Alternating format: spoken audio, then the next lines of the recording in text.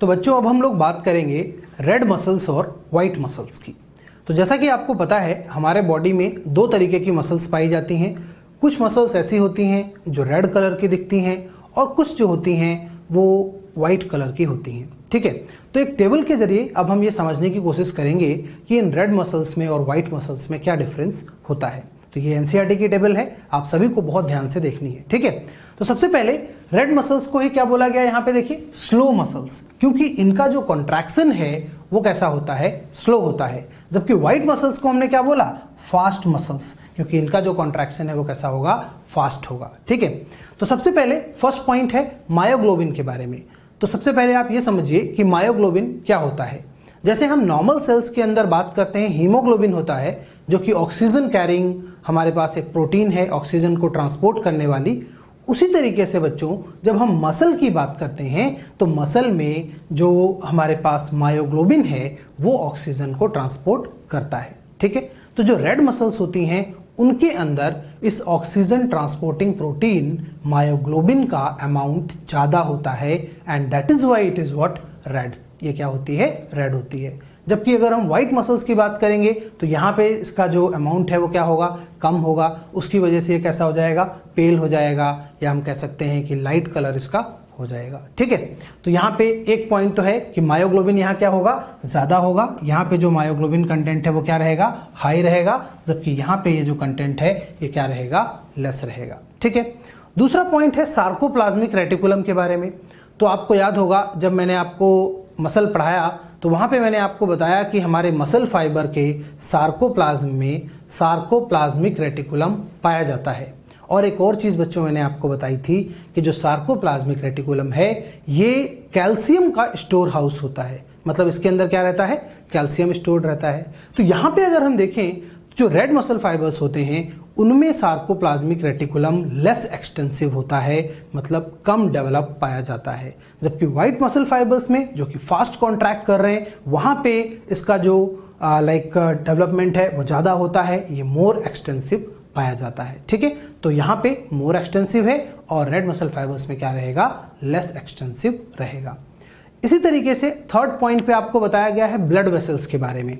तो यहाँ पे जब हम रेड मसल फाइबर्स की बात करते हैं बच्चों तो इसके अंदर ब्लड वेसल्स जो हैं वो ज़्यादा डेवलप होती हैं, ज़्यादा पाई जाती हैं। तो यहाँ पे देखिए blood vessels are more extensive, जबकि यहाँ पे क्या होती हैं, ये लेस एक्सटेंसिव होती हैं। ठीक है, तो ये भी आपने याद रखना है, व्हाइट मसल फाइबर्स में ब्लड वेसल्स कम पाई जाएंगी, जबकि जो हमारे रेड मसल फाइबर्स हैं वहाँ पे ये ब्लड वेसल्स क्या होंगी, ज़्यादा पाई जाएंगी। ठीक है, अब इसके बाद माइटोकॉन्ड्रिया की बात की गई है। तो माइटोकॉन्ड्रिया का नंबर रेड मसल फाइबर में ज़्यादा होता है और ये काफ़ी इंपॉर्टेंट पॉइंट है आपका।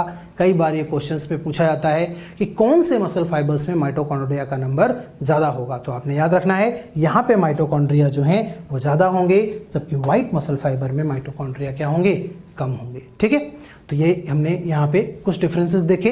कुछ और डिफरेंसेस हैं उनको देखते हैं। तो यहाँ पे लिखा हुआ है कि depends on aerobic respiration for ATP production. That means यहाँ पे जो एटीपी का प्रोडक्शन होगा वो कौन से रेस्पिरेशन से होगा बच्चों, एरोबिक रेस्पिरेशन से होगा। मैंने आपको बताया भी कि यहाँ पे माइटोकॉन्ड्रिया का नंबर क्या होता है, ज़्यादा होता है। दैट्स वाई यहाँ पे क्या होगा, एरोबिक रेस्पिरेशन होगा। किसके लिए, एटीपी के प्रोडक्शन के लिए। आगे अगर देखें तो इधर क्या लिखा हुआ, व्हाइट मसल्स में डिपेंड्स ऑन एनारोबिक रेस्पिरेशन। कौन सा रेस्पिरेशन, एनारोबिक रेस्पिरेशन होगा। किसके लिए, अगेन एटीपी प्रोडक्शन के लिए। ठीक है, तो यहाँ पे जो एटीपी का प्रोडक्शन होगा वो कौन से रेस्पिरेशन के थ्रू होगा, वो होगा एनारोबिक रेस्पिरेशन के थ्रू।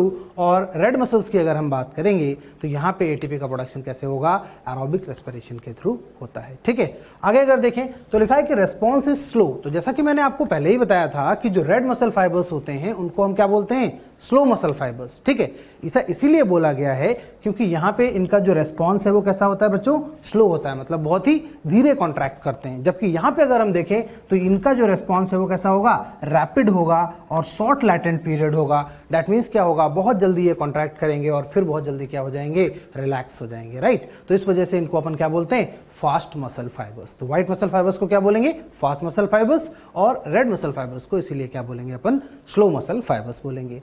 अब आगे अगर हम देखें तो यहां पे लिखे हैं कि this muscle is involved in prolonged contraction and continued activity undergoes the sustained contraction. ठीक है, अब यहां पे अगर देखिए तो इसका मतलब क्या है, इस पॉइंट को अच्छी तरीके से समझिए।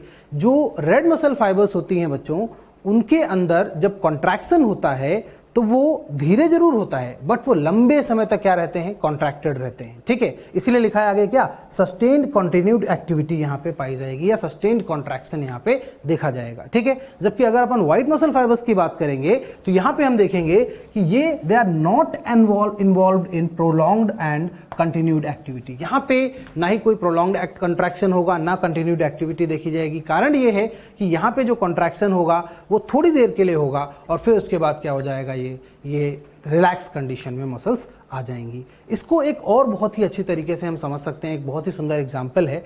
आप सबने देखा होगा बच्चों, आसमान में चील और बाज को उड़ते हुए। जब चील और बाज आसमान में उड़ते हैं तो आपने अगर नोटिस किया हो तो आप देखेंगे कि वो एक बार अपने पंखों को इस तरीके से ऊपर से नीचे करते हैं और फिर वो बहुत देर तक गोता लगाते रहते हैं, बिना अपने पंखों को हिलाए हुए इस तरीके से गोल गोल गोता लगाते रहते हैं। फिर काफी देर के बाद एक बार अपने पंखों को इस तरीके से ऊपर से नीचे करेंगे और फिर से क्या होगा, गोल गोल गोता लगाते रहेंगे। So the reason behind that is कि जो फ्लाइट मसल्स होती हैं काइट और ईगल की, उनके अंदर बच्चों होते हैं रेड मसल फाइबर्स। और रेड मसल फाइबर्स कैसे होंगे, स्लो होते हैं, प्रोलॉन्ग्ड एक्टिविटी दर्शाते हैं, प्रोलॉन्ग्ड जो एक्टिविटी है वो ये एग्जिबिट करते हैं। और यही कारण है कि जो ईगल और काइट हैं उनको जब ऊपर फ्लाई करना होता है तो अपने पंखों को बार बार अप डाउन नहीं करना पड़ता। मतलब जो फ्लाइट मसल्स हैं उनको बार बार उनके अंदर कॉन्ट्रैक्शन रिलैक्सेशन नहीं होता, रादर वहां पे क्या होता है, प्रोलॉन्ग्ड कॉन्ट्रैक्शन पाया जाता है।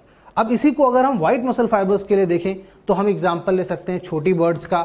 जैसे फॉर एग्जांपल हम स्पैरो की बात कर सकते हैं। स्पैरो जो कि एक छोटी बर्ड होती है, जब आप उसको देखेंगे उड़ते हुए तो आप क्या देखेंगे कि वो बार बार अपने पंखों को अप डाउन करती है। The reason behind that is कि flight muscle of the sparrow is an example of white muscle fibres, right. तो वो किसका एग्जांपल है, व्हाइट मसल फाइबर्स का एग्जांपल है। तो इसी वजह से उसके अंदर कोई भी ऐसी कंटिन्यूड एक्टिविटी नहीं देखी जाएगी और जैसा कि यहाँ पे लिखा है, कॉन्ट्रैक्ट होने के बाद इमीडिएटली क्या हो जाएगी, वो रिलैक्स हो जाएगी। ठीक है, इसलिए वहाँ पे बार बार उसको अपने पंखों को अप डाउन करना पड़ता है। तो इस एग्जाम्पल से आप इन दोनों मसल्स के नेचर को बहुत अच्छी तरीके से समझ सकते हैं। ठीक है, अब आगे अगर हम देखें तो यहाँ लिखा है कि फटीग अकर्स स्लोली। तो रेड मसल फाइबर्स बच्चों जो होते हैं उनके अंदर थकान जो है वो धीरे से आती है, बहुत धीरे धीरे आती है। जबकि अगर व्हाइट मसल फाइबर्स की बात करें तो यहाँ पे थकान बहुत जल्दी आती है। ठीक है, अब यहाँ पे एक और चीज आपको समझनी है कि जो हमारी व्हाइट मसल फाइबर्स होती हैं, अगर हम चाहें तो अपनी विल पावर से उनको रेड मसल फाइबर्स में कन्वर्ट कर सकते हैं। थोड़ा सा टाइम लगता है, थोड़ी सी प्रैक्टिस चाहिए होती है और उसके बाद हम अपने व्हाइट मसल फाइबर्स को रेड मसल फाइबर्स में कन्वर्ट कर सकते हैं। कैसे? फॉर एन एग्जाम्पल, अगर कोई एक एथलीट की बात करें, मान लीजिए कोई एक एथलीट है जो रनिंग करता है, तो जिस दिन उसने अपनी प्रैक्टिस स्टार्ट की होगी उस दिन just like the normal person उसकी जो हैंड लिम्स हैं उसमें जो मसल्स हैं वहाँ पे वाइट मसल फाइबर्स ज़्यादा होंगे। लेकिन जब वो अपनी प्रैक्टिस करते हुए लगातार 2 महीने 4 महीने तक रोज़ दौड़ता है एक पर्टिकुलर डिस्टेंस को, तो धीरे धीरे उसकी जो वाइट मसल फाइबर्स हैं वो किस में कन्वर्ट हो जाएंगे बच्चों?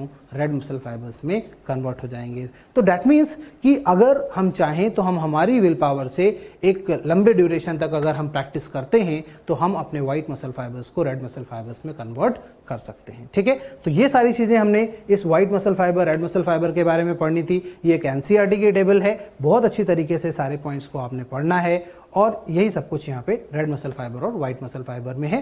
Now next we will discuss about another type of muscle that is involuntary muscle. Involuntary muscle कौन सी मसल है ये बच्चों? इनवॉलंटरी मसल में हम बात करने वाले हैं स्मूथ मसल्स की, हम बात करने वाले हैं विसरल मसल्स की। तो जो हमारी इंटरनल मसल्स हैं, स्मूथ मसल्स हैं, उनके बारे में हम बात करेंगे। अब अभी तक हमने स्केलेटल मसल के बारे में डिटेल में देखा, उसके स्ट्रक्चर को, उसकी फंक्शनिंग को, उसके कॉन्ट्रैक्शन को, सब कुछ हमने डिटेल में समझा। तो अब हम लोग बात करेंगे इनवॉलंटरी मसल्स की। तो जैसा कि मैंने स्टार्टिंग में आपको समझाया था इंट्रोडक्शन में ही कि इनवॉलंटरी मसल्स हमारे एलिमेंट्री कनाल हमारे गट वॉल में, हमारी ब्लड वेसल्स की वॉल में पाई जाती हैं। तो यहाँ पे आपको डायग्राम से ये समझाया गया है। आप देखिए ये हमारे पास एलिमेंट्री कनाल है और इसके बाद यहाँ से ये एक स्टमक को निकाल लिया गया है और स्टमक की जो वॉल है, because stomach is a part of what, और एलिमेंट्री कनाल, तो इसमें इसकी वॉल में अगर हम देखें तो यहाँ पे जो हमारे पास मसल लेयर होती है उसमें जो मसल्स होती हैं वो कौन सी मसल्स होती हैं, स्मूथ मसल्स होती हैं। तो अब अगर हम इन स्मूथ मसल्स की माइक्रोस्कोपिक स्टडी को देखें तो आप पाएंगे कुछ इस तरीके के मसल फाइबर्स यहाँ पे दिखते हैं। जब हम अपने स्मूथ मसल्स की माइक्रोस्कोपिक स्टडी को देखते हैं तो वहाँ पे हमें ये पता चलता है कि स्मूथ मसल्स के जो मसल फाइबर्स हैं वो कुछ इस तरीके के दिखते हैं, राइट। तो अब इन मसल फाइबर्स को डिटेल में समझने के लिए एक डिटेल स्ट्रक्चर हम लोग मसल फाइबर का देखते हैं। यहाँ पे ये हमारे पास एक इंडिविजुअल मसल फाइबर है, ये इनवॉलंटरी मसल का मसल फाइबर है। अब इस मसल फाइबर को आप कंपेयर करके देखिए वो मसल फाइबर जो हमने स्केलेटल मसल में पढ़ा था। वहाँ पे आपने क्या देखा था कि जो स्केलेटल मसल का मसल फाइबर था वो सिलेंड्रिकल था। कैसा था? सिलेंड्रिकल। जबकि यहाँ पे अगर हम देखें तो इसका शेप कैसा नजर आ रहा है? Spindle shape. कैसा होता है ये? Spindle shape. और क्या बोलते हैं? फ्यूजीफॉर्म। क्या बोलते हैं? फ्यूजीफॉर्म। देखिए ये जो दो एंड्स है वो सब जाके क्या हो रहे हैं? यहाँ पे फ्यूज हो रहे हैं। यहाँ पे भी क्या हो रहे हैं? फ्यूज हो रहे हैं। तो that is why it is what? Fusiform. एक और वर्ड यहाँ पे यूज करते हैं बच्चों, वो है टैपर्ड एंड। कैसे एंड है? टैपर्ड। आप देखिए ना ये एंड्स है, यहाँ पे क्या है? टैपरिंग नजर आ रही है और आगे जाके ये मिल जा रहे हैं, तो इस वजह से इसको अपन क्या बोल देते हैं? Tapered and. तो ये सारे वर्ड्स इसके मसल फाइबर के लिए यूज करते हैं। स्पिंडल शेप बोल सकते हैं, फ्यूजीफॉर्म बोल सकते हैं, टैपर्ड एंड बोल सकते हैं। ठीक है, तो ये आपने याद रखनी है। दूसरी चीज यहाँ पे अगर हम इस मसल फाइबर की बात करें तो unlike the skeletal muscle fibre, इस मसल फाइबर के अंदर जो मायोफाइब्रिल्स पाए जाते हैं वो एक पर्टिकुलर पैटर्न में नहीं पाए जाते। जैसे हमने स्केलेटल मसल में देखा था कि हमारे मसल फाइबर के भीतर जो एक पैरेलल बंडल की फॉर्म में बहुत सारे मायोफाइब्रिल्स पाए गए थे, ये हमने देखा था। बट यहाँ पे ऐसा नहीं होता है। यहाँ पे इस डायग्राम को अगर आप ध्यान से देखें तो आप पाएंगे कि जो मायोफाइब्रिल्स हैं ये सब स्कैटर्ड हैं, फैले हुए हैं, इधर उधर बिखरे हुए होते हैं, राइट। तो what we can say is कि myofibrils are scattered in the sarcoplasm of muscle fiber, right? Rather they are arranged in a particular pattern, they are scattered throughout the sarcoplasm. Okay? एक और point है, यहाँ पे जो nucleus है वो एक सिंगल न्यूक्लियस होता है, जबकि स्केलेटल मसल में हम देखते हैं वहाँ पे जो न्यूक्लियस होते हैं वो बहुत सारे होते हैं। तो ये कैसा होता है? यूनी न्यूक्लिएटेड होता है। ठीक है, तो ये सारे डिफरेंसेस हैं हमारे स्केलेटल मसल फाइबर और स्मूथ मसल फाइबर में, राइट। एक पॉइंट और आपको याद रखना है बच्चों यहाँ पे कि जो स्मूथ मसल होता है उसके अंदर सार्कोप्लाज्मिक रेटिकुलम उतना डेवलप नहीं होता है, लेस डेवलप सार्कोप्लाज्मिक रेटिकुलम पाया जाता है। और यही कारण है कि जब इस स्मूथ मसल ने कॉन्ट्रैक्ट करना होता है तो इसको कैल्शियम की जरूरत है, सभी को कैल्शियम की जरूरत है। जैसे स्केलेटल मसल में भी कैल्शियम की जरूरत थी, यहाँ भी कैल्शियम की जरूरत है। बट यहाँ पे कैल्शियम कहाँ से लेना पड़ेगा? एक्स्ट्रा सेलुलर फ्लूइड से। मतलब इस मसल फाइबर के बाहर जो सराउंडिंग में एक्स्ट्रा सेलुलर फ्लूइड पड़ा होता है वहाँ से कैल्शियम को लेना पड़ता है, क्योंकि सेल के अंदर अपना खुद का कैल्शियम जो है वो कम होता है, राइट। तो आपको याद रखना है smooth muscles are highly dependent on extra cellular fluid calcium for their contraction, right.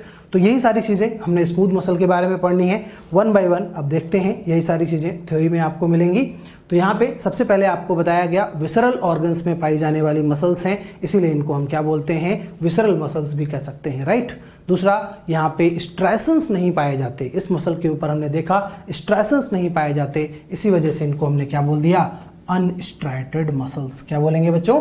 Unstriated muscle, या हम क्या कह सकते हैं? Smooth muscle, right. तो ये कैसी हैं? अनस्ट्राइटेड मसल्स है या स्मूथ मसल्स होती हैं। ठीक है, अब आगे अगर हम देखते हैं तो लिखा हुआ है कि यहाँ पे मायोफाइब्रिल जो है वो कैसे होंगे? स्कैटर्ड फॉर्म में पाए जाएंगे, जैसा कि मैंने अभी आपको एक्सप्लेन किया। ठीक है, तो पूरे सार्कोप्लाज्म में मायोफाइब्रिल्स जो है वो बिखरे हुए यहाँ पे पाए जाएंगे। And that is the reason यहाँ पे सार्कोमियर नहीं होता है, जैसे हमने वहां पे देखा था वहां सार्कोमियर था। ठीक है, यहाँ पे क्या होगा? जो मायोफाइब्रिल है उसी को इसकी फंक्शनल यूनिट कहा जाएगा। ठीक है, तो यहाँ पे देखिए myofibril is functional unit. Now this one is very very important in case of involuntary muscles, myofibril is what? Sarc that is functional unit, जबकि वहां हमने क्या बोला था, वहां पे क्या था, जो हमारे सार्कोमियर थे वो क्या थे, फंक्शनल यूनिट थे। ठीक है, तो ये सारे पॉइंट्स हमने यहाँ पे देखने हैं। कुछ और पॉइंट्स हैं, अब देखिए यहाँ पे लिखा हुआ है कि सार्कोप्लाज्मिक रेटिकुलम या एल टेब्यूल सिस्टम जो है वो लेस डेवलप होता है और इसी वजह से ये बाहर के कैल्शियम पे डिपेंडेंट होता है। बाहर मतलब एक्स्ट्रा सेलुलर फ्लूइड के कैल्शियम पे ये क्या होता है, डिपेंडेंट होता है। ठीक है, तो ये वही सारे पॉइंट्स हैं जो मैंने आपको एक्सप्लेन किए। यहाँ पे स्मूथ मसल्स में जो कॉन्ट्रैक्शन है वो लॉन्ग ड्यूरेशन के लिए होता है और एक वर्ड एनसीईआरटी में लिखा गया, दे डू नॉट फैटिग, मतलब यहाँ पे थकान नहीं होती है। तो ये भी आपने याद रखना है, यहाँ पे नॉन फैटिग मसल इसको हम बोलते हैं, यहाँ पे कॉन्ट्रैक्शन लॉन्गर पीरियड के लिए होता है। ठीक है, तो ये सारी चीजें हमने इनवॉलंटरी मसल या स्मूथ मसल के बारे में पढ़नी थी।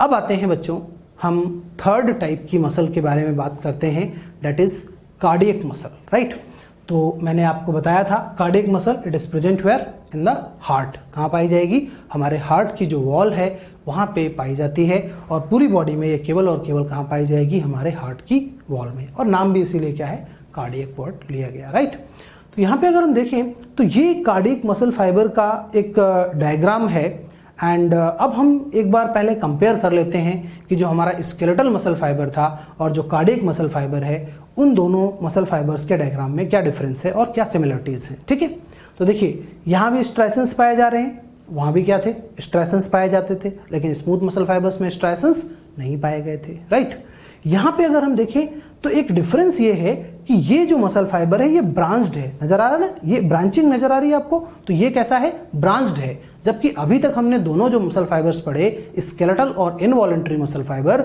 वहां पे ब्रांचिंग नहीं थी, वो दोनों कैसे थे, अनब्रांच्ड थे। लेकिन ये जो है वो कैसा होता है, ब्रांच्ड होता है। ठीक है, तो याद रखेंगे ये ब्रांच्ड है, स्ट्राइटेड है, क्योंकि यहाँ पे स्ट्राइसेंस आपको नजर आ रहे हैं।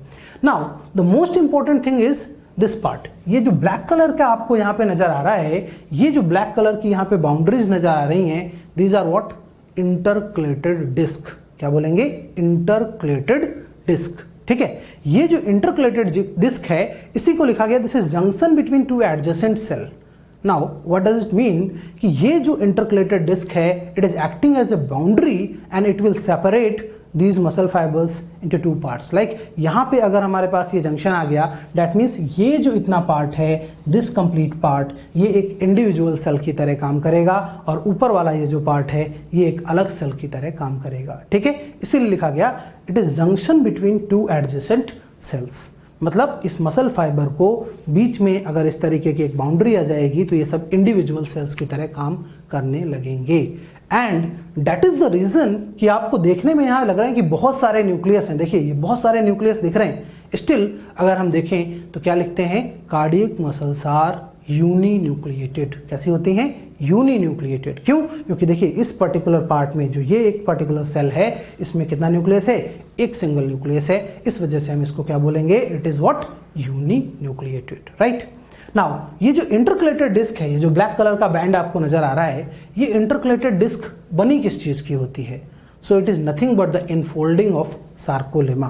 जो सार्कोलेमा होती है वही इनफोल्ड हो जाती है और एक बाउंड्री बना देती है बीच में, और इसी को हम क्या बोलते हैं, इंटरकलेटेड डिस्क। और ये जो बाउंड्री बनी बीच में, ये जो इंटरकलेटेड डिस्क बनी, इस इंटरकलेटेड डिस्क पे बच्चों बहुत सारे गैप जंक्शंस पाए जाते हैं। क्या पाया जाएगा, गैप जंक्शंस। याद करिए आपने एनिमल टिश्यू में पढ़ा होगा, गैप जंक्शंस पाए जाते हैं। और गैप जंक्शंस का फंक्शन क्या पढ़ा था आपने, to establish the communication between neighbouring cells. Right, जो गैप जंक्शंस हैं स्मॉल स्मॉल गैप्स होते हैं जिसके थ्रू जो आयंस हैं, जो स्मॉल मॉलिक्यूल्स हैं, वो एक जगह से दूसरी जगह मूव कर सकते हैं, एक साइटोप्लाज्म से दूसरे साइटोप्लाज्म में जा सकते हैं, जिसकी वजह से कम्युनिकेशन बिल्डअप होता था। तो इसीलिए यहाँ पे अगर हम कार्डियक मसल्स की बात करें तो cardiac muscles are having a lot of gap junctions which are present on this intercalated disc to establish communication between these neighbouring cells. Right, so this was about cardiac muscles. यही कुछ points जो मैंने explain किए आगे theory में दिए गए हैं। सो one by one will discuss. ये कहाँ पाया जाएगा, हार्ट की मसल में पाया जाएगा, इसी वजह से इसको अपन क्या बोलेंगे, कार्डियक मसल बोलते हैं। ठीक है, नेक्स्ट लिखा गया ये भी कैसी है, स्ट्राइटेड मसल होती है। अभी हमने देखा पीछे डायग्राम में कि इसके ऊपर भी स्ट्राइसेंस पाए जा रहे थे, धारियां पाई जा रही थी, इस वजह से इसको भी क्या बोल देंगे अपन, it is what, striated muscles. ठीक है, फिर बोला गया ये लॉन्ग है, सिलेंड्रिकल है और कैसी है, ब्रांच्ड है। तो सारी चीजें ये हमने पीछे डायग्राम में देखी, वही सब कुछ यहाँ पे लिखा गया। आगे लिखते हैं, यहाँ पे जंक्शंस पे इंटरकलेटेड डिस्क पाए जाते हैं, तो ट्रांसवर्स सेप्टम्स प्रेजेंट होते हैं और इन ट्रांसवर्स सेप्टम्स को अपन क्या बोलते हैं, इंटरकलेटेड डिस्क। तो मैंने आपको बताया ये इंटरकलेटेड डिस्क क्या है, these are invaginations of the sarcolemma which are containing gap junctions. ठीक है, तो ये इंटरकलेटेड डिस्क यहाँ पे पाए जाएंगे। नेक्स्ट आप देखें तो लिखा है कि due to this septas fibres are divided into many segments, और ये जितने भी सेगमेंट्स हैं वो सब एक इंडिविजुअल सेल की तरह काम करते हैं। ठीक है, तो वही चीज यहाँ पे आपको दिखाई गई। Right now dark and light lines जो हैं वो भी इस मसल फाइबर्स पे पाई जाती हैं, वो हमने यहाँ पे देखा, स्ट्राइसेंस पाए जा रहे थे। ठीक है, नाउ नेक्स्ट अगर हम देखें तो यहाँ पे नॉन फैटिक टाइप की मसल है, तो इट्स वेरी ऑब्वियस हमारी हार्ट की मसल है, ये नॉन फैटिक होगी। अगर हार्ट की मसल में थकान हो गई और हार्ट ने काम करना बंद कर दिया तो क्या होगा, आप सबको पता है। राइट, तो ये कैसी होगी, नॉन फैटिक टाइप की मसल होती है। राइट, इनवॉलेंट्री होती है, ये भी हमारी विल पावर से तो कॉन्ट्रैक्ट नहीं करती हैं। राइट, अगर हम चाहें हमारा हार्ट थोड़ी देर के लिए पंप करना बंद कर दे, so it is possible, no it is not possible. Right, तो ये इनवॉलेंट्री होती है डेफिनेटली। ठीक है, तो ये सारे पॉइंट्स हमने पढ़ने थे किसके बारे में, कार्डियक मसल्स के बारे में। ठीक है, ये कह सकते हैं फंक्शनली स्मूथ मसल टाइप है। ये हमने क्वेश्चन किया था बिगनर बॉक्स में, फर्स्ट क्वेश्चन आपको याद होगा, पूछा गया था functionally cardiac muscles are similar to, किसके सिमिलर हैं, स्मूथ मसल्स के सिमिलर हैं। क्यों, क्योंकि both of them are involuntary. Right, so this was about cardiac muscles. Okay, so now next we will discuss, ये एक समरी वाला पार्ट हम कह सकते हैं है, जिसमें हम again skeletal muscle, smooth muscle और कार्डियक मसल को एक टेबल की हेल्प से डिफरेंशिएट करेंगे, कंपेयर करेंगे, सो डैट अभी तक जो हमने पढ़ा है इस चैप्टर में वो सब आपको बहुत अच्छी तरीके से क्लियर हो जाए। ओके, एंड अगेन ये एनसीईआरटी की टेबल है, क्वेश्चन यहाँ से पूछा जा चुका है नीट में, सो आप सबको बहुत ध्यान से ये सारे पॉइंट्स कवर करने हैं। ठीक है, so one by one we will start.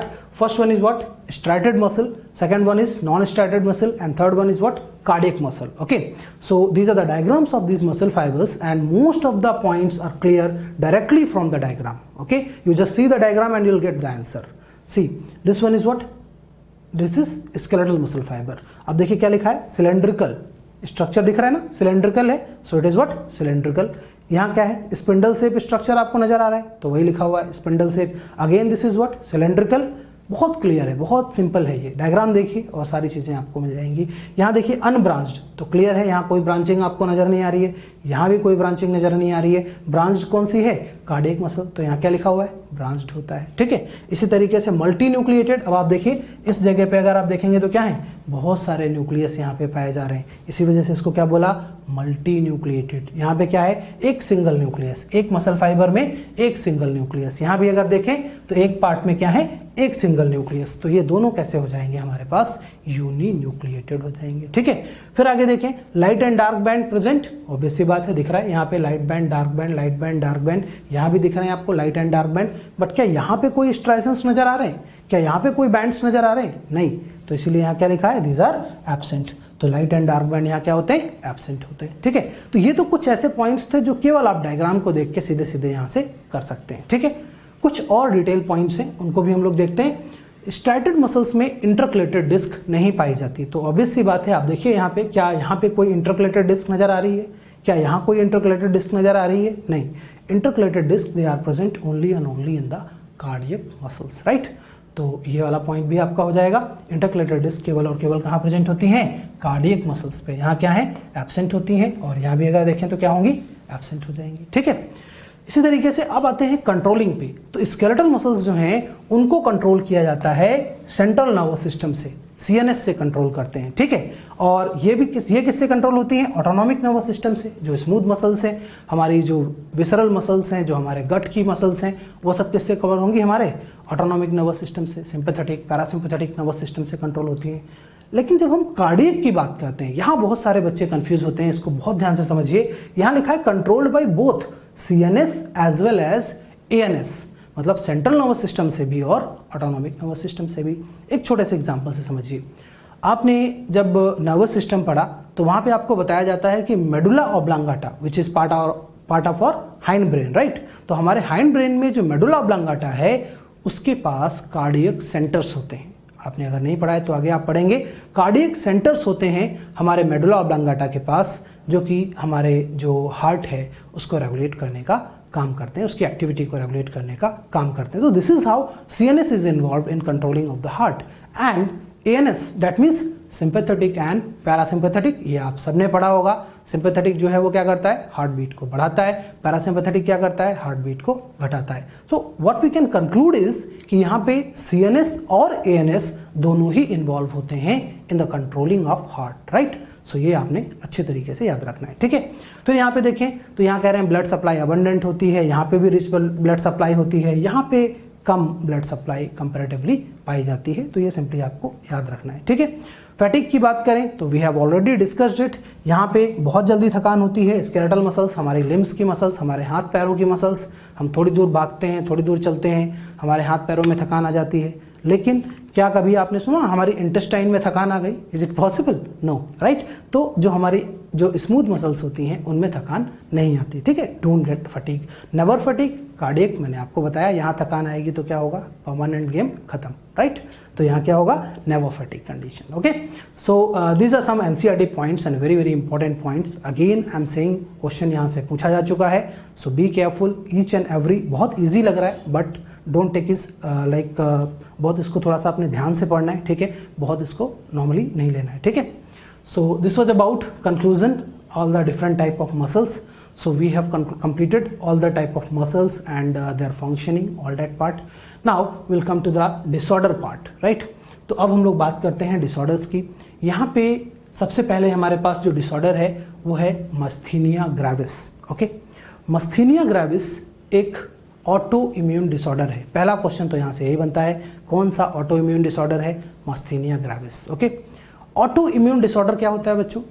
एक ऐसा डिसऑर्डर जिसमें हमारे अपनी बॉडी की जो इम्यूनिटी है, जो हमारा अपना इम्यून सिस्टम है, वो हमारे ही ऑर्गन्स के खिलाफ काम करने लगे, हमारे ही ऑर्गन्स को डिस्टर्ब करने लगे, डिस्ट्रॉय करने लगे.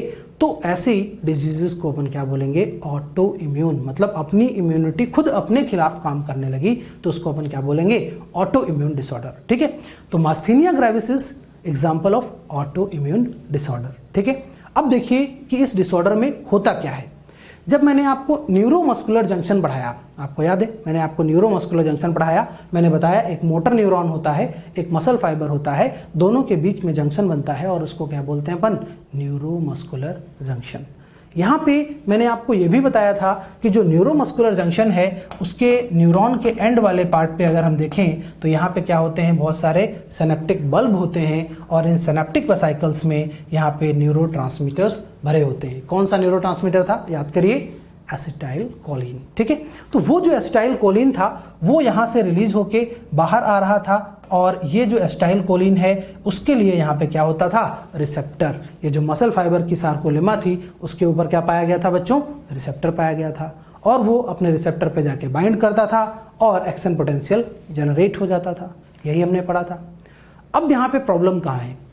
जो रिसेप्टर है एसिटाइल कोलिन का, इसी रिसेप्टर के खिलाफ यहाँ पे अगर हम देखें तो कुछ एंटीबॉडीज आती हैं और वो एंटीबॉडीज इसको क्या कर देती हैं? ब्लॉक कर देती हैं. मतलब रिसेप्टर को क्या कर देंगी? ये ब्लॉक कर देंगी. और जब रिसेप्टर ब्लॉक हो जाएगा तो क्या एसिटाइल कोलिन अपने रिसेप्टर से जुड़ पाएगा?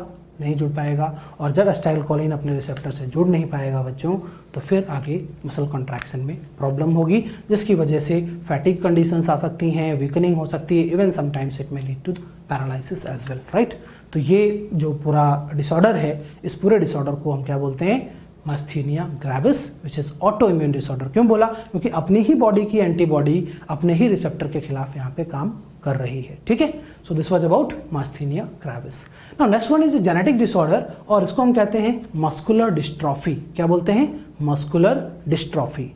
अभी ये एक तरीके का जेनेटिक डिसऑर्डर है. पहला और सबसे इंपॉर्टेंट क्वेश्चन तो यही है, जेनेटिक डिसऑर्डर कौन सा है? Muscular dystrophy. नाउ इस डिसऑर्डर को ध्यान से समझने के लिए आपको समझना पड़ेगा कि हमारा जो मसल फाइबर है उस मसल फाइबर में एक प्रोटीन होती है और उस प्रोटीन को हम कहते हैं डिस्ट्रोफिन। कौन सी प्रोटीन है? Dystrophin protein. ठीक है, तो डिस्ट्रोफिन प्रोटीन हमारे मसल फाइबर में पाई जाती है और ये जो डिस्ट्रोफिन प्रोटीन है, ये डिस्ट्रोफिन प्रोटीन हमारे मसल फाइबर को स्ट्रेंथ प्रोवाइड करती है, हमारे सार्कोलेमा को सपोर्ट प्रोवाइड करती है। और होता क्या है कि आपको पता होगा हमारी बॉडी में जितनी भी प्रोटीन्स पाई जाती हैं, सभी प्रोटीन्स के लिए एक जीन होती है। आप जेनेटिक्स में पढ़ते हैं ना, 1 जीन 1 प्रोटीन थ्योरी। तो हर प्रोटीन के लिए क्या है? हर एक जीन है।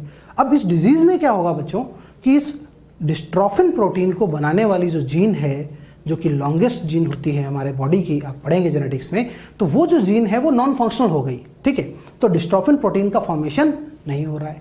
अब अगर डिस्ट्रोफिन प्रोटीन का फॉर्मेशन नहीं होगा तो मसल क्या होगी? वीक हो जाएगी। और यहाँ पे हम कह रहे हैं कि ये जो पूरा प्रोग्रेसिव डिजेनरेशन होगा और इसी डिसऑर्डर को अपन क्या बोलेंगे? Muscular dystrophy. ठीक है, तो ये मस्कुलर डिस्ट्रॉफी के बारे में आपने याद रखना है। मेनली आपने यहाँ पे क्या याद रखना है? ये एक तरीके का जेनेटिक डिसऑर्डर है जिसके अंदर डिस्ट्रोफिन प्रोटीन को बनाने वाली जीन जो है वो काम करना बंद कर देती है। ठीक है, इसी तरीके से यहाँ याद रखना है आपने, ये एक तरीके का ऑटो इम्यून डिसऑर्डर है। ठीक है, तो ये ऑटो इम्यून डिसऑर्डर है और ये कैसा डिसऑर्डर है? जेनेटिक डिसऑर्डर है। ठीक है, now coming to the next part, last disorder, that is tetany. क्या है? टेटनी। अभी टेटनी वर्ड बोलते ही आपके दिमाग में एक और वर्ड आ रहा होगा, that is what? Tetanus. Right, आपने कई बार सुना टेटनस हो जाता है, यहाँ जाएंगे कट जाएंगे तो टेटनस हो जाएगा। तो first of all we will clear what is difference between tetanus and tetany, because बहुत सारे स्टूडेंट्स को यहाँ पे कन्फ्यूजन रहता है। तो टेटनस की जब हम बात करते हैं बच्चों, तो टेटनस एक बैक्टीरियल डिजीज है। एक बैक्टीरिया होता है क्लोस्ट्रीडियम टेटनी। वो जो क्लोस्ट्रीडियम टेटनी बैक्टीरिया है, इसके स्पोर्स जो रस्टेड आयरन होता है, जो सॉइल है, वहाँ पे पाए जाते हैं। और जब भी कभी किसी को चोट लगती है, कोई डीप कट लगता है, तो ये पॉसिबल होता है कि वो स्पोर्स उस जगह पे अंदर डीप कट में पहुंच जाएं और वहाँ पे जो बैक्टीरियाज होंगे वो बैक्टीरियाज फिर टॉक्सिन रिलीज करना शुरू करेंगे and due to effect of that toxin जो प्रोलॉन्ग्ड कॉन्ट्रैक्शन की स्टेज है वो आ जाएगी। ठीक है, तो प्रोलॉन्ग्ड कॉन्ट्रैक्शन में जनरली ये जॉ की मसल्स के ऊपर काम करता है और जॉ जो है हमारा वो लॉक हो जाता है, it get fail to relax, ये लंबे समय तक कॉन्ट्रैक्टेड रहता है और इसीलिए टेटनस को हम और क्या बोलते हैं बच्चों? Lock jaw disease. क्या बोलते हैं? Lock jaw disease. Now coming to our point, that is tetany. Tetany की बात करते हैं। टेटनी, ऐसे तो कई तरह कॉजेज हैं टेटनी के, बट अभी आपके सिलेबस में जो है वो है tetany due to hypocalcaemia. Hypocalcaemia, calcium का लो लेवल। हमारे जो बॉडी फ्लूइड्स हैं, जो एक्स्ट्रा सेलुलर फ्लूइड है, वहाँ पे जब कैल्शियम का लेवल लो हो जाता है, जब कैल्शियम का लेवल कम हो जाता है, तो in that condition rapid spasm होने लगते हैं, इनवॉलंटरी कॉन्ट्रैक्शंस होने लगते हैं and that condition of rapid spasm और involuntary contraction due to low level of calcium due to hypocalcaemia is known as what?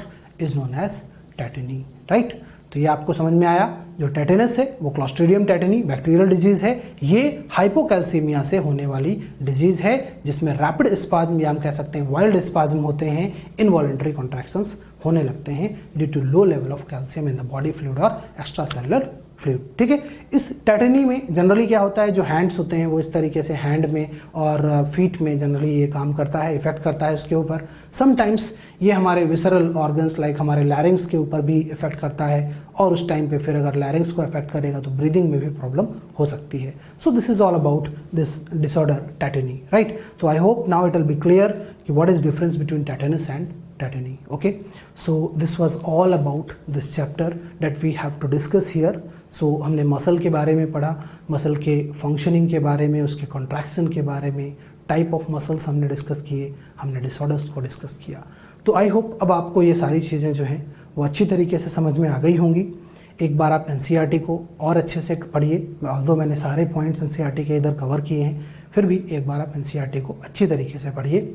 Okay dear students, अब हम लोग इस चैप्टर के एक और पार्ट के बारे में डिस्कस करेंगे और वो है ह्यूमन स्केलेटल सिस्टम. इससे पहले हमने बात की मसल वाले पार्ट की. वहाँ पे हमने मसल के स्ट्रक्चर को जाना, उसकी फंक्शनिंग को जाना, कॉन्ट्रैक्शन को जाना. Now it's time to understand human skeletal system. Right, तो इस ह्यूमन स्केलेटल सिस्टम की जब हम बात करते हैं तो यहाँ पे इस पार्ट में हमने पढ़ना है स्ट्रक्चर ऑफ बोन्स के बारे में, उनके नंबर्स के बारे में, उनके सिग्निफिकेंस के बारे में, और हम यहाँ पे बात करेंगे बोन्स के बीच में पाए जाने वाले जॉइंट्स के बारे में, उसके साथ साथ कुछ डिसऑर्डर्स की बात करेंगे, राइट। तो यहाँ पे सबसे पहले अगर हम बात करें हमारा जो स्केलेटल सिस्टम है उसका सिग्निफिकेंस क्या होता है, महत्व क्या होता है, तो जो हमारा स्केलेटल सिस्टम है बच्चों वो हमारे लोकोमोशन में हेल्प करता है, जैसा कि हमने पहले भी देखा था। मसल्स और बोन्स ये दोनों मिलके हमारे मूवमेंट्स में, हमारे लोकोमोशन में बहुत इंपॉर्टेंट रोल प्ले करते हैं। उसके अलावा जो बोन का हमारा इंटरनल फ्रेमवर्क है, जो हमारा स्केलेटल सिस्टम है, वो हमारे बॉडी को एक स्ट्रक्चरल फ्रेमवर्क प्रोवाइड करता है।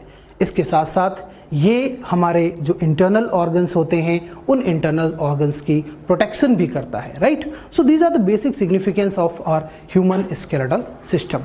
Now let us start this topic.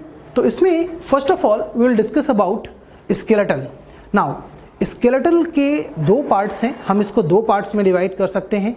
एक तो बच्चों है एक्सोस्केलेटल और दूसरा वाला जो है वो कौन सा है, एंडोस्केलेटल है, राइट। अभी एक्सोस्केलेटल की जब हम बात करते हैं तो एक्सोस्केलेटल में हम बोलते हैं कि skin and their derivatives, skin और उनके डेरिवेटिव्स जो होते हैं वो किसका पार्ट होते हैं, एक्सोस्केलेटल का पार्ट होते हैं।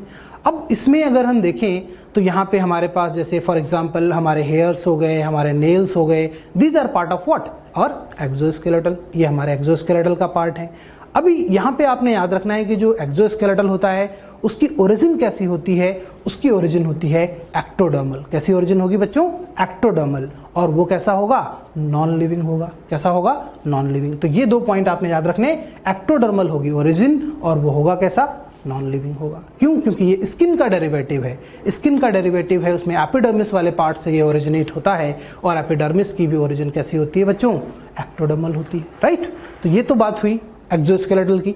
आगे अगर हम बात करें एंडोस्केलेटल वाले पार्ट की, तो एंडोस्केलेटल की जब हम बात करते हैं इसमें हमारे पास आती हैं दो चीजें, एक तो बोन और दूसरा क्या है, कार्टिलेज। बोन और कार्टिलेज के डिटेल स्ट्रक्चर आप लोग एनिमल टिश्यू वाले पार्ट में ऑलरेडी कवर कर चुके हैं। वहाँ पे आपने पढ़ा बोन के इंटरनल स्ट्रक्चर को डिटेल में, आपने कार्टिलेज के टाइप्स पढ़े, कार्टिलेज के इंटरनल स्ट्रक्चर को पढ़ा, तो वो सारी चीज़ें आप वहाँ पे कवर कर चुके हैं। इस पार्ट में यहाँ पे हम लोग बात करेंगे नंबर ऑफ बोन्स की, उनके स्ट्रक्चर्स की, राइट। तो जो हमारा एंडोस्केलेटल है it is made up of what, bone and cartilage. और बोन और कार्टिलेज दोनों कैसे हैं बेटा, स्पेशलाइज्ड कनेक्टिव टिश्यू। पढ़ा था ना वहाँ पे, कैसे हैं, स्पेशलाइज्ड कनेक्टिव टिश्यू।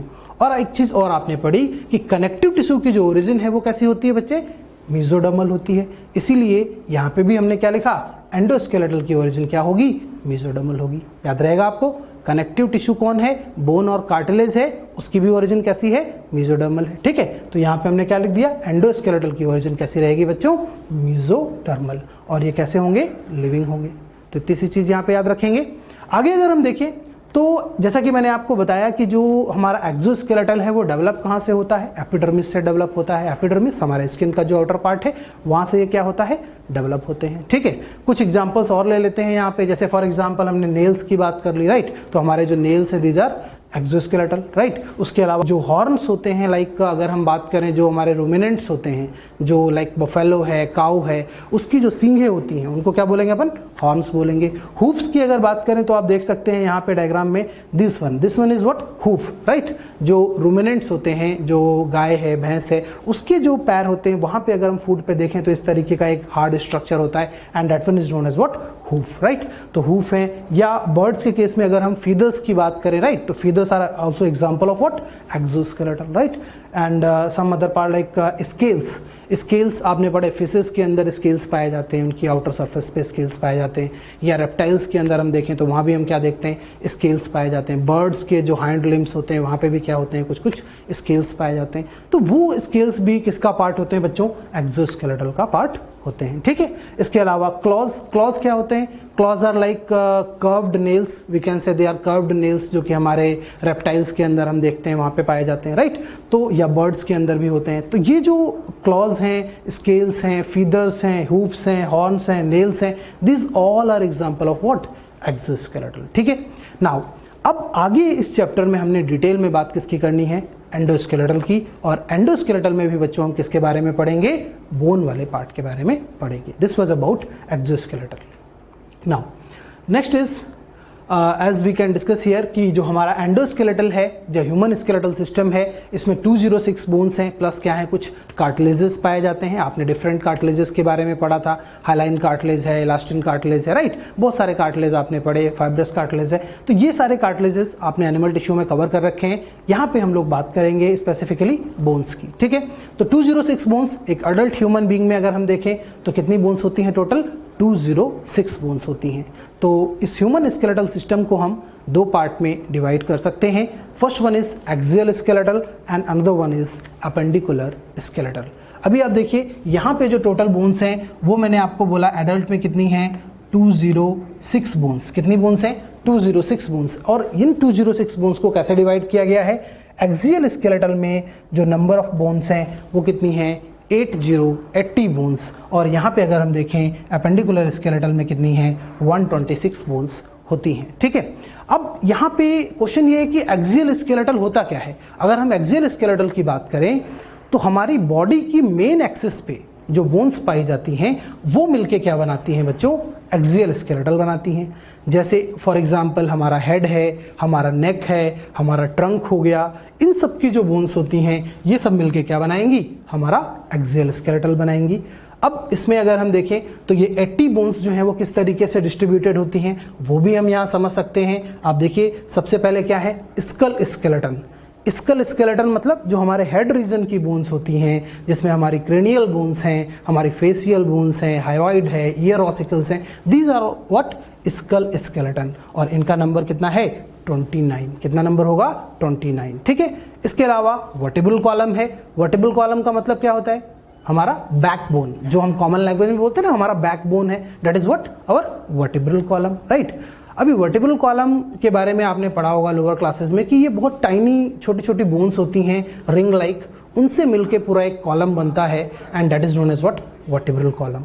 तो वो जो टाइनी बोन्स हैं, this individual bone of a vertebral column is known as what, vertebrae. उसको क्या बोलते हैं, वर्टिब्री। और ऐसी कितनी वर्टिब्री मिलके वर्टिब्रल कॉलम बना रही हैं, 26। कितनी मिलके बना रही हैं, 26, राइट। तो जो वो टाइनी बोन्स है, 26 टाइनी बोन्स, वो सब जब मिल जाती हैं तो क्या फॉर्म करती हैं, वर्टिब्रल कॉलम फॉर्म करती हैं, जो कि हमारे बॉडी को एक पोस्चर मेंटेन करने में हेल्प करता है, राइट। इसके अलावा हम देखें तो हमारे पास स्टर्नम होती है। स्टर्नम क्या है बच्चों, स्टर्नम ये हमारी जो फ्लैट बोन आगे की होती है ना, ये चेस्ट के पास में पाई जाती है, जिससे रिब्स हमारी आगे वेंट्रल साइड में जुड़ती है। ये जो बोन है इसको अपन क्या बोलेंगे, स्टर्नम। इन सबको हम डिटेल में आगे देखेंगे, इनके स्ट्रक्चर्स को भी देखेंगे, राइट। आगे अगर हम देखें तो हमारे पास क्या है, रिब्स। अब ये तो आप सबको पता है रिब्स क्या होते हैं। रिब्स हमारी जो पसलियां हैं वो हमारे क्या हैं, रिब्स हैं। कितने होते हैं, 12 पेयर होते हैं। तो यहाँ नंबर कितना ले लिया, 24। So this is how we have discussed कि कैसे ये जो 80 बोन्स हैं वो किस तरीके से डिस्ट्रीब्यूटेड हैं। आप देख सकते हैं 80 बोन्स में से 29 क्या हो गए, स्कल स्केलेटल हो गए, और 26 क्या हो गए, वर्टिब्रल कॉलम के बोन हो गए, एक हमारा स्टर्नम हो गया, और 24 क्या हो गए, रिब्स हो गए। तो इन सबको जब हम सम अप करेंगे then we will get what, 80, right. So this is how we can discuss कि कैसे हमारा एक्सियल स्केलेटल डिस्ट्रीब्यूटेड होता है। एक्सियल स्केलेटल की 80 बोन्स जो है वो डिस्ट्रीब्यूटेड होती हैं, ठीक है। Now we'll come to the next part, that is appendicular skeletal. In appendicular skeletal we are getting how many bones, 126 bones, ठीक है। अब हमें देखना है कि 126 बोन्स को किस तरीके से डिस्ट्रीब्यूट किया जाता है, ठीक है। तो देखिए एपेंडिकुलर स्केलेटल में बच्चों हमें मिलते हैं हमारे लिम्स। लिम्स समझते, 4 लिम्स जो हमारे हैंड है, और हैंड लिम्स क्या है, हमारे लेग हो गए, ठीक है।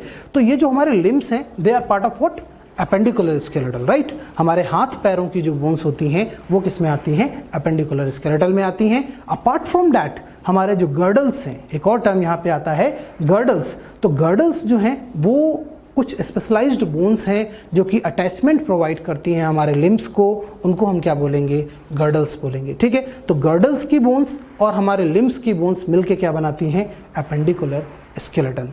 नंबर कितना है, 126, ओके। चलिए देखते हैं डिस्ट्रीब्यूशन कैसे होगा। सबसे पहले बोन्स ऑफ 4 लिम्ब। 4 लिम्ब मतलब हमारे जो हैंड है, तो एक हैंड में पूरे एक 4 लिम्ब की अगर हम बात करें, इसमें 30 बोन्स पाई जाती हैं। कितनी बोन्स होंगी, 30 बोन्स यहाँ पे पाई जाएंगी। और इसी तरीके से जो हमारे एक हाइंड लिम्ब है वहाँ भी क्या होंगी, 30 बोन पाई जाएंगी।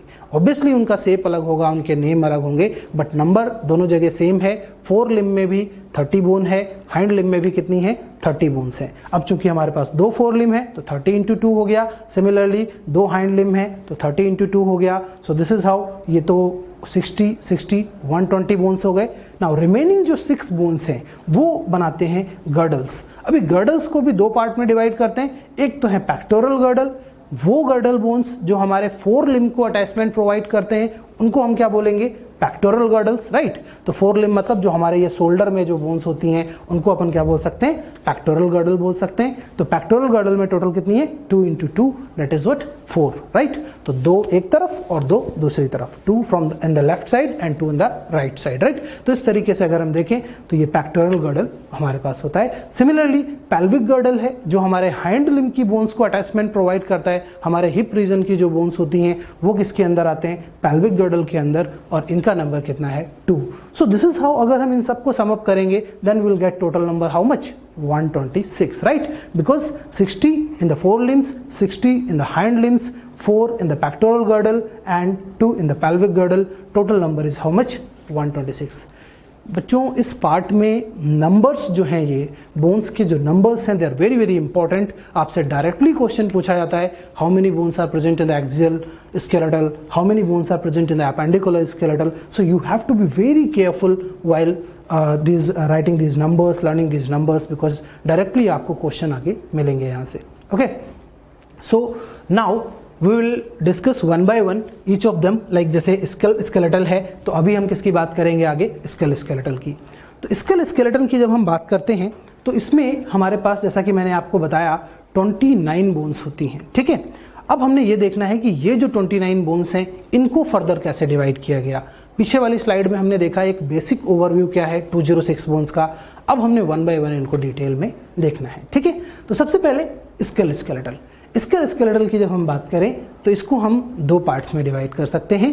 एक तो हमारे पास स्कल बोन है और एक है एसोसिएटेड स्कल बोन। मीन्स एक मेन स्कल बोन और एक उससे एसोसिएटेड जो बोन्स हैं उनकी बात करते हैं। तो मेन स्कल बोन्स का जो नंबर है वो कितना है, 22। Again numbers are very important here, right. तो स्कल बोन कितनी होती हैं, 22, और एसोसिएटेड मतलब स्कल से संबंधित जो बोन्स हैं वो कितनी होती हैं, हमारे पास 7 बोन्स होती हैं। अब जब हम स्कल बोन्स की बात करते हैं तो स्कल बोन्स में बच्चों हमारे पास दो तरीके की बोन्स आती हैं। एक तो क्रेनियल बोन्स और दूसरी कौन सी हैं, फेसियल बोन्स, राइट। एक है हमारे पास क्रेनियल बोन्स और एक है हमारे पास फेसियल बोन्स। सबसे पहले तो आप समझिए कि क्रेनियल बोन्स क्या होती हैं।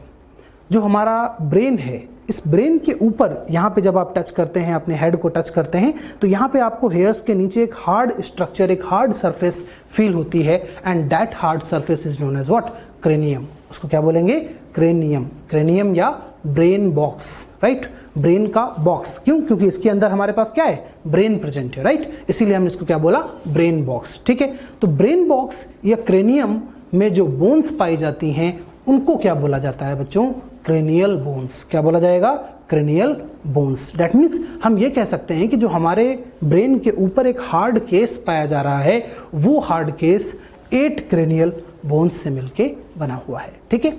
तो आइए अब देखते हैं वन बाय वन ये जो 8 क्रेनियल बोन्स हैं इनके नाम क्या होते हैं, इनके बारे में बात करते हैं, ठीक है। तो सबसे पहले जो हमारे पास क्रेनियल बोन्स हैं इसमें देखें तो फर्स्ट क्रेनियल बोन है बच्चों फ्रंटल बोन। फ्रंटल नाम से ही आपको समझ में आ रहा है कि फ्रंट में पाई जाएगी। फ्रंट में कैसे, ये देखिए, ये हमारा जो फोरहेड वाला रीजन है, हमारा जो फोरहेड वाला रीजन है, यहाँ पे एक बड़ी सी बोन पाई जाती है and that bone is known as what, frontal bone. कितना नंबर है, एक फ्रंटल बोन यहाँ पे हमारे फोरहेड वाले रीजन में पाई जाती है, उसको क्या बोलेंगे, फ्रंटल बोन बोलेंगे। देन आफ्टर आती है पैराइटल बोन।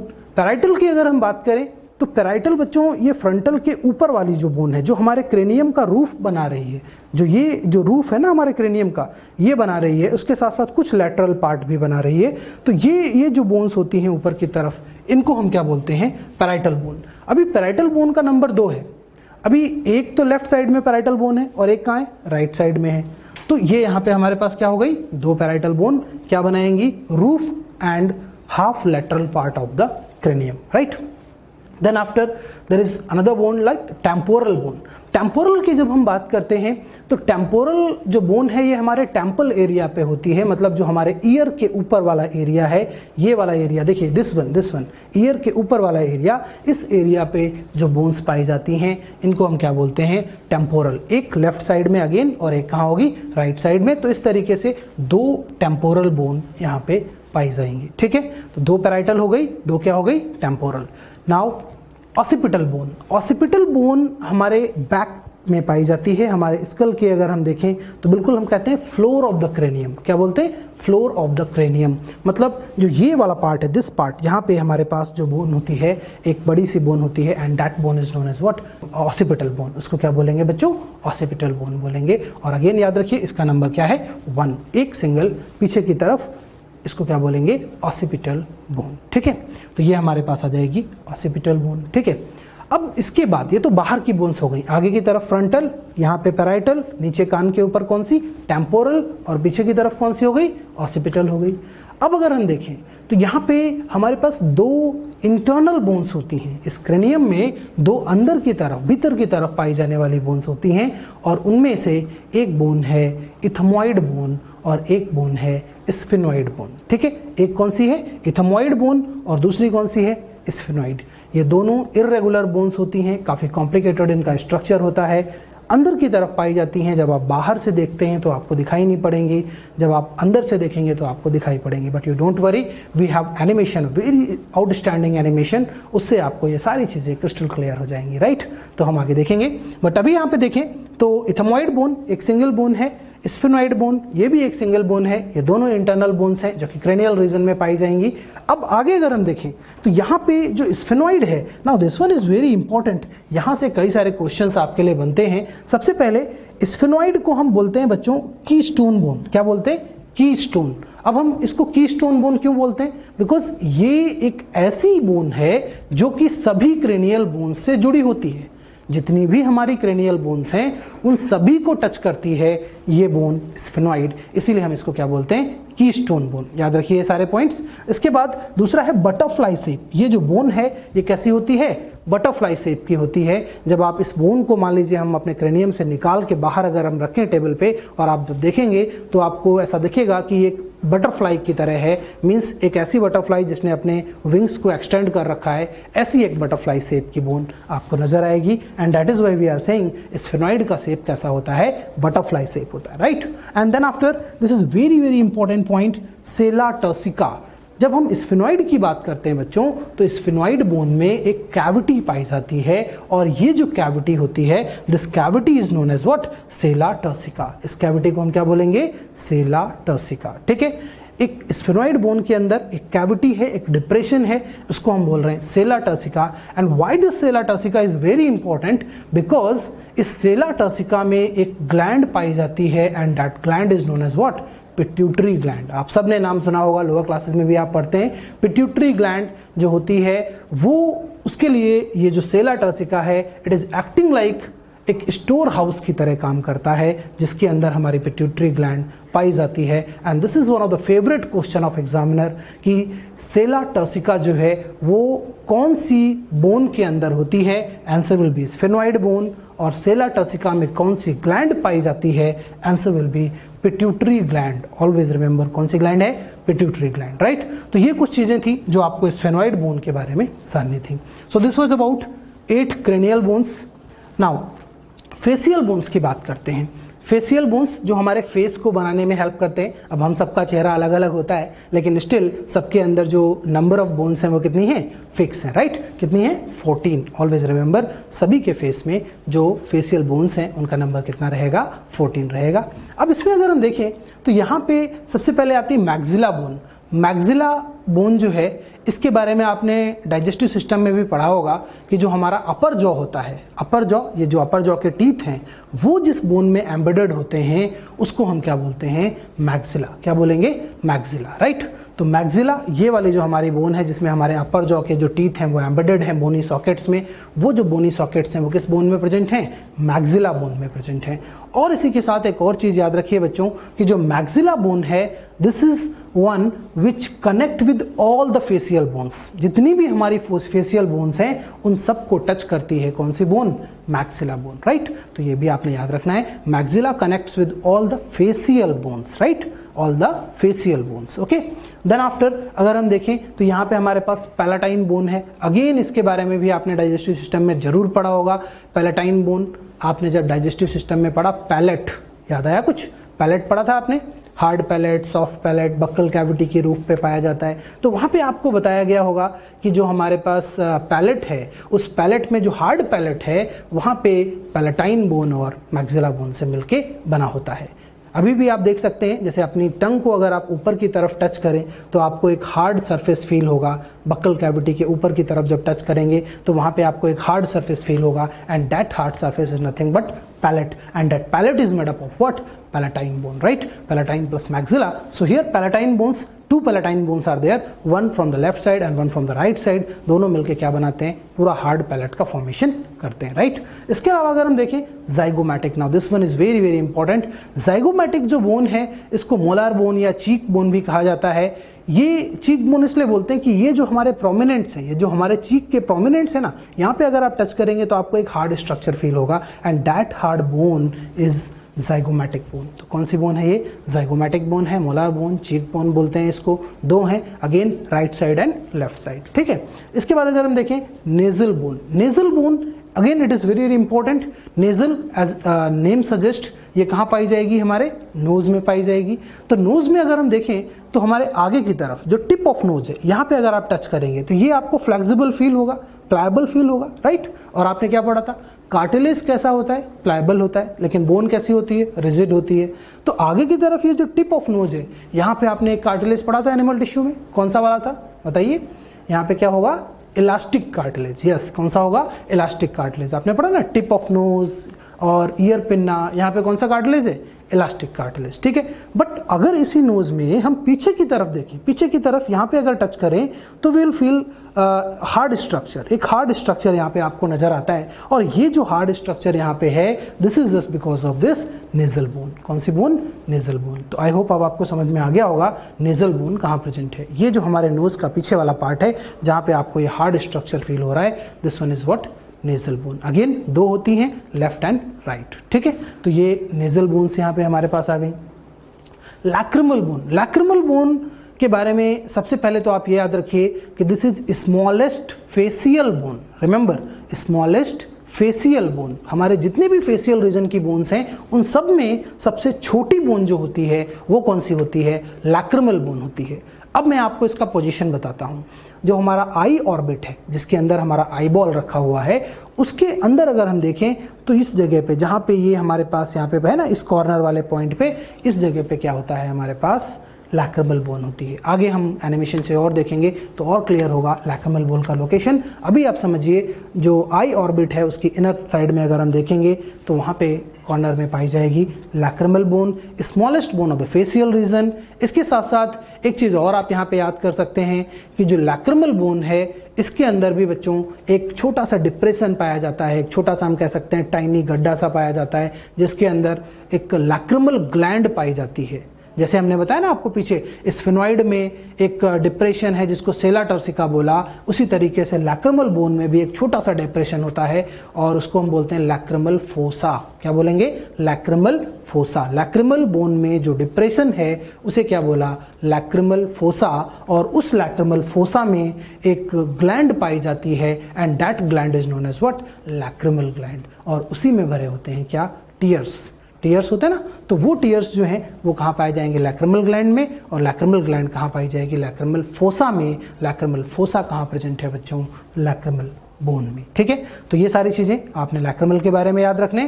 फिर इसके बाद अगर हम देखें इंफीरियर टर्मिनल्स, नाउ इसकी पोजीशन को समझना थोड़ा सा ट्रिकी है। समझते हैं इंफीरियर टर्मिनल्स कहाँ पाई जाती है। इंफीरियर टर्मिनल का ही एक और नाम होता है इंफीरियर नेजल कॉन्केव। आपने जब रेस्पिरेटरी सिस्टम पढ़ा तो वहाँ पे आपको बताया गया होगा कि हमारी नेजल कैविटी के बारे में, राइट। आपको बताया बाहर की तरफ ये दो हमारे एक्सटर्नल नॉस्ट्रल्स हैं, इसी तरीके से अंदर की तरफ भी इंटरनल नॉस्ट्रल्स होते हैं और इनके बीच का जो पैसेज होता है that is known as what nasal cavity, right. तो यहाँ पे मैंने आपके लिए एक डायग्राम ड्रॉ किया है, उसकी हेल्प से हम समझेंगे इंफीरियर टर्मिनल बोन्स जो है वो कहाँ पाई जाती है। यहाँ पे अगर हम देखें तो ये हमारे पास जो पार्ट है this one is what oral cavity, ये वाला जो पार्ट है this one is what oral cavity या बक्कल कैविटी। और यहाँ पे हमारे पास क्या रहेंगे, नॉस्ट्रल्स रहेंगे। यहाँ पे अगर हम देखें तो क्या रहेंगे, नॉस्ट्रल्स रहेंगे। तो एयर को जब हम इनहेल करेंगे तो वो एयर इस तरीके से जाएगी। अगर हम एयर की बात करें तो एयर जब हम इनहेल करेंगे तो इस तरीके से जाएगी, नेजल कैविटी से होके जाएगी, राइट। अब होता क्या है कि एयर का पैसेज नेजल कैविटी से एकदम स्मूथ नहीं होता है, मतलब नेजल कैविटी एकदम स्मूथ नहीं होती, rather it get some invaginations, some obstacles formed of bones. कुछ बोन्स के अवरोध होते हैं, कुछ ऑब्स्टिकल्स होते हैं इस एयर के पाथ में जब ये नेजल कैविटी से गुजरती है। और इन ऑब्स्टिकल्स की ज़रूरत क्यों पड़ी, क्योंकि अगर एयर डायरेक्टली ऐसे निकलेगी तो वो तुरंत यहाँ से निकल के नीचे विंड पाइप में चली जाएगी और इस तरीके से क्या होगा, यहाँ पे उसका जो रिटेंशन टाइम है नेजल कैविटी में वो काफ़ी कम हो जाएगा। अब रिटेंशन टाइम हमने बढ़ाना है, हम चाहते हैं कि जो एयर हमने इनहेल की वो थोड़ी देर तक हमारी नेजल कैविटी में रुके। तो वो क्यों रुके, क्योंकि यहाँ पे हमने क्या करना है, कंडक्शन ऑफ एयर। क्या करना है बच्चों, कंडक्शन ऑफ एयर। क्या होता है कंडक्शन ऑफ एयर, उसमें आपने पढ़ा था कंडक्शन ऑफ एयर में टेम्परेचर का रेगुलेशन करना है, हमने यहाँ पे ह्यूमिडिटी को रेगुलेट करना है, उसके साथ साथ हमने क्या करना है यहाँ पे लाइक उसका जो क्लीनिंग करना है। तो ये सारे फंक्शन कहाँ थे, कंडक्शन ऑफ एयर में। अब ये कंडक्शन तभी अच्छी तरीके से हो पाएगा जब एयर इसके अंदर थोड़ी देर रुकेगी, और वो रुकेगी तभी जब नेजल कैविटी में उसको कुछ ऑब्स्टिकल्स मिलेंगे। और ये ऑब्स्टिकल्स कौन देता है, बोन्स देते हैं। अब यहाँ पे अगर हम देखें तो मैंने आपको 3 बोन्स दिखाई हैं। सबसे ऊपर वाला जो है उसको हम बोल देंगे सुपीरियर टर्मिनल। क्या बोलेंगे, सुपीरियर टर्मिनल। बीच वाले को क्या बोलेंगे, मीडियन टर्मिनल। और सबसे नीचे वाले को मैंने मार्क किया, ये क्या है, इंफीरियर टर्मिनल। बात समझ में आई, कहाँ प्रेजेंट है, ये नेजल कैविटी में प्रेजेंट है। तो सुपीरियर टर्मिनल, मीडियन टर्मिनल और फिर क्या है, इंफीरियर टर्मिनल। तो इस तरीके से अब आपको समझ में आ गया होगा कि इंफीरियर टर्मिनल्स जो हैं वो कहाँ पे पाए जाते हैं। नाउ अब आपके दिमाग में क्वेश्चन आ रहा होगा कि सर आपने इंफीरियर टर्मिनल तो यहाँ पे काउंट कर लिया, then why we are not counting superior and median terminals. So बच्चों रीज़न ये है कि जो हमारे सुपीरियर और मीडियन टर्मिनल्स होते हैं they are not individual bones, rather they are extension of some facial bones like ethmoid bone, maxilla, right. तो उनके ये एक्सटेंशंस होते हैं, ठीक है। तो ये अपने आप में इंडिविजुअल बोन नहीं है सुपीरियर और मीडियन, रादर एक कोई बोन है, उसी से कोई एक एक्सटेंशन निकला हुआ है, उसी का एक हिस्सा है ये वाली जो सुपीरियर और मीडियन टर्मिनल है, इसलिए हमने इनको इंडिविजुअली काउंट नहीं किया। But inferior terminals individual 2 bones होती हैं जो कि हमारे नेजल कैविटी में पाई जाती हैं to enhance the effect of conduction of air, right. So I hope now it will be very clear to you. Okay, now अब आगे देखें तो यहाँ पे आते हैं mandible. Mandible is lower jaw bone. ये जो हमारे लोअर जॉ की बोन है ना, ये बोन, इसको अपन क्या बोल रहे हैं, मैंडिबल बोन बोल रहे हैं। नाउ मैंडिबल जो होती है बच्चों, ये मैंडिबल हमारे सभी फेशियल बोन्स में से अकेली ऐसी बोन है जो कि कैसी है, मूवेबल है। ये आपने याद रखना है, ये बोन कैसी होती है, मूवेबल होती है, ठीक है। तो ये ऐसी बोन है जो कि कैसी है, मूवेबल है। उसके साथ साथ ये एक ऐसी बोन है जो कि हैवीएस्ट होती है, लार्जेस्ट बोन होती है। और इसी बोन के पास क्या है, हमारे टीथ के सॉकेट हैं, लोअर जॉ के जो टीथ हैं उनके सॉकेट भी कहाँ पाए जाते हैं, मैंडिबल्स में। तो याद रखेंगे मैंडिबल अकेली मूवेबल बोन है, सभी फेशियल बोन्स में से लार्जेस्ट है, हैवीएस्ट है, लोअर जॉ के सॉकेट्स मैंडिबल में पाए जाते हैं, ठीक है। इसके बाद अगर हम देखें तो वोमर एक और बोन है, छोटी बोन है, और ये हमारे नेजल जो कैविटी है वहाँ पे बेस पे पाई जाती है। We will discuss it in detail by the help of animation, right. So this was about skull bones. ये हमने 22 स्कल बोन्स के बारे में पढ़ा। इसके अंदर हमने क्रेनियल बोन्स की बात की, हमने फेशियल बोन्स की बात की, ठीक है। अब आगे अगर हम देखें तो आते हैं associated skull bones. Associated skull bones में बच्चों हाइवाइड बोन आती है। फिर अगर हम देखें तो यहाँ पे क्या आता है, ईयर ऑसिकल्स आते हैं, ठीक है। तो हाइवाइड एक यू शेप की बोन है, सिंगल बोन है, हम डिटेल में आगे डिस्कस करेंगे। ईयर ऑसिकल्स, हमारे मिडल ईयर में कुछ टाइनी बोन्स पाई जाती हैं, तो हर ईयर ऑसिकल में 3 होंगी, 2 ईयर हैं तो कितना हो जाएगा 6। तो इस तरीके से देखें तो टोटल नंबर कितना हो जाएगा बच्चों 7 हो जाएगा। ठीक है, तो इस तरीके से 7 स्कल एसोसिएटेड बोन्स हमारे पास पाई जाती हैं।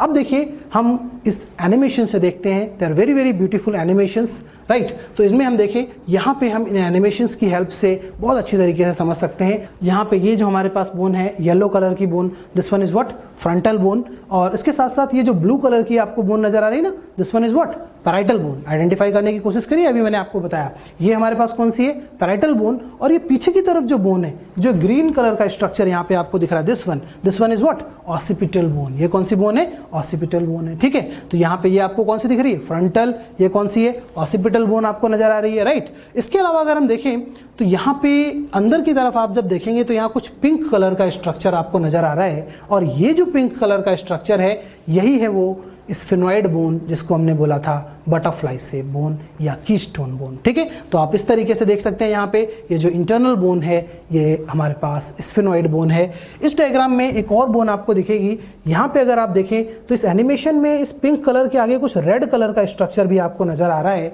और ये जो रेड कलर का स्ट्रक्चर है, ये कौन सी बोन है बच्चों, इथमॉइड बोन। कौन सी बोन है, इथमॉइड बोन। ठीक है, तो आप यहाँ से आपको सब कुछ बिल्कुल क्लियर हो रहा होगा। ठीक है, अच्छा यहाँ पे अगर हम देखें तो ये जो बोन्स हैं, ये आपस में जुड़े हुए हैं, जिस स्ट्रक्चर से जुड़े हुए हैं, जिस जॉइंट से जुड़े हुए हैं, उसे हम कहते हैं फाइब्रस जॉइंट। फाइब्रस जॉइंट एक इमूवेबल जॉइंट होता है, मूव नहीं करता, और यही कारण है कि हमें पता नहीं चलता कि कौन सी बोन कहाँ से शुरू हो रही है और कहाँ से खत्म हो रही है, राइट। तो हम आगे डिटेल में फाइब्रस जॉइंट के बारे में पढ़ेंगे। अभी आप इतना समझिए कि जो क्रेनियम की सभी बोन्स हैं वो किससे जुड़ी हुई हैं, फाइब्रस जॉइंट से जुड़ी होती हैं। ठीक है, तो this is about our cranial bones, right. अब आगे अगर हम देखें तो यहाँ पे एक और पॉइंट आप समझ सकते हैं कि जो हमारे पास ये ऑसिपिटल बोन है, इस ऑसिपिटल में नीचे की तरफ एक ओपनिंग पाई जाती है, और ये जो ओपनिंग होती है, this opening is called foramen of magnum. क्या बोलेंगे, फोरामेन ऑफ मैग्नम। इसी ओपनिंग से हमारा जो स्पाइनल कॉर्ड है वो निकल के बाहर आता है। आप पढ़ते ना, हमारे ब्रेन में, हाइंड ब्रेन में मेडुला ऑब्लंगेटा, और उससे नीचे क्या निकलता है, स्पाइनल कॉर्ड निकलता है। तो वो जो स्पाइनल कॉर्ड है, वो जिस ओपनिंग से बाहर निकलता है, that opening is known as foramen of magnum, and that is present in this occipital bone. ठीक है, तो ऑसिपिटल बोन में एक लार्जेस्ट फोरामेन है हमारे बॉडी का, फोरामेन ऑफ मैग्नम, वो प्रेजेंट होता है जहां से स्पाइनल कॉर्ड को रास्ता मिलता है, पैसेज मिलता है। ठीक है, so this was about cranial bones. Now next is facial bone. एक बार हम फेसियल बोन्स को भी यहाँ पे देखते हैं। तो जैसा कि मैंने आपको बताया, ये जो ग्रीन कलर की बोन आपको दिख रही है, now this green colour bone, this one is what, this is zygomatic. ये हमारे चीक के पास में, तो ये कौन सी हो गई बच्चों, जाइगोमैटिक हो गई। यहाँ पे आप देखिए पिंक कलर की बोन्स नजर आ रही हैं, ये कौन सी बोन्स हैं, नेजल बोन्स। आई होप आप आसानी से आइडेंटिफाई कर पाएंगे। तो ये हमारे पास जाइगोमैटिक बोन है, ये कौन सी है हमारे पास, नेजल बोन है। यहाँ पे देखिए ये येलो कलर वाली जो बोन है, ये जो येलो कलर की बोन्स हैं, ये कौन सी बोन्स हैं, these are maxilla bones. Maxilla है, ये देखिए अपर जॉ के टीथ यहाँ पे एम्बेडेड है, तो ये कौन सी हो गई, मैक्सिला। नीचे ये पर्पल कलर वाली जो बोन है, ये कौन सी है हमारे पास, दिस वन इज मैंडिबल, क्योंकि लोअर जॉ के टीथ इसमें से एम्बेडेड है, तो ये कौन सी हो गई, मैंडिबल। अब यहाँ पे अगर आप देखें तो ये अंदर की तरफ एक ब्लू कलर की बोन नजर आ रही है, and that blue colour bone is what, vomer. ये कौन सी बोन है बच्चों, वोमर बोन है। ठीक है, तो इस तरीके से आप देख पा रहे हैं कि ये हमारे पास यहाँ पे जो फेशियल बोन्स हैं वो सारी हैं। यहाँ पे आप देखें तो एक स्काई ब्लू कलर का स्ट्रक्चर भी नजर आ रहा है, and that sky blue colour bone, this one is what, this one is lacrimal bone which is smallest bone, right. तो ये सभी बोन्स हैं, आप देख सकते हैं, ये भी एक एनिमेशन से कि किस तरीके से ये बोन्स यहाँ पे प्रेजेंट होती हैं। तो आई होप अभी आपको क्रेनियल बोन्स और फेशियल बोन्स का कॉन्सेप्ट क्लियर हो गया होगा। आपने सभी बोन्स की लोकेशन देखनी है, इनके नंबर याद रखने हैं। एक और चीज बहुत इंपॉर्टेंट है, कौन सी क्रेनियल बोन्स अनपेयर्ड हैं, कौन सी पेयर्ड हैं, कौन सी फेशियल बोन्स अनपेयर्ड हैं, कौन सी फेशियल बोन्स पेयर्ड हैं, वो भी आपने याद रखना है। तो क्रेनियल बोन्स में दो बोन्स ऐसी हैं जो कि पेयर्ड हैं, एक तो पैराइटल, एक कौन सी है, टेम्पोरल, राइट। इसके अलावा फेशियल में दो अनपेयर्ड हैं, कौन कौन सी, mandible and vomer, right. So I hope अब आपको ये सब क्लियर होगा। So this was all about cranial and facial bones.